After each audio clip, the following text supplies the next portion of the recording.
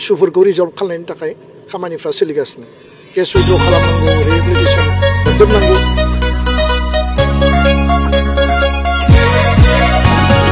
जय DPFB जय हाग्रामा महिलारिनि DPF long live जय हाग्रामा महिलारिनि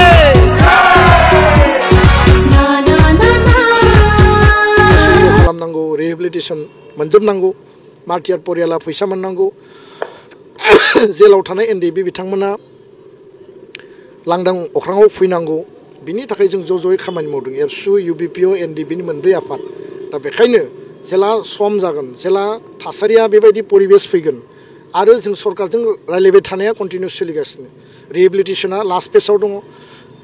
case उइथड्रआ दा कन्टिनिउआस मोनसे verification आरो बिनि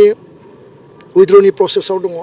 दा बेखायनो जोङो टेबोलाव मजियाव बारग' NDFBफोरनि जिखिनि गौथुम दङ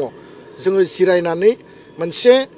डिसिसननि गेजेरजों जों बे प्रक्रियाखौ आवगायनांगोन ओरैनो धरना होलाबायबा जानाय नङा दिनैनि जि धरना जोङो सानै हयै जिल्ला आन्चलिक गासै जोंनि इन्टेलेक्सुवेल वेलफेयारजों रायलायनायनि उनावसो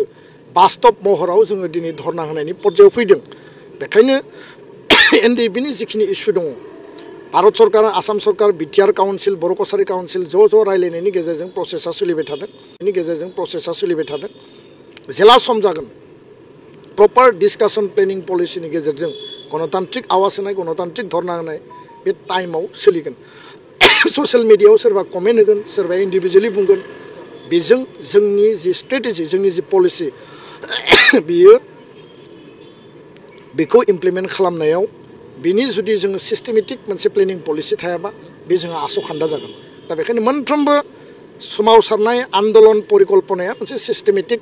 प्रसेस पलिसि स्ट्रेटेजिनि गेजेरजों जायो आबेगाव जों खोथाफोरखौ बुंबानो जाया दिनै जों आबेग जादों बर' मिडियानि इस्युखौ लानानै जोङो दिनै रागा जोंदों खुद्रिदों सेन्टिमेन्ट इमसन दिनै जोङो जादों आरो बिनि जाहोन दङ दा NDFB रिलेटेड इस्युखौ लानानैबो जोङो सम आरो थासारियाव गासैजोंबो रायलायनानै मोनसे पर्यायाव जोङो डिसिसनखौ लाहैनांगोन आरो प्रसेसा जिहेतु सोलिबाय थादों दा बेखायनो जोङो बेखौ नेनांगोन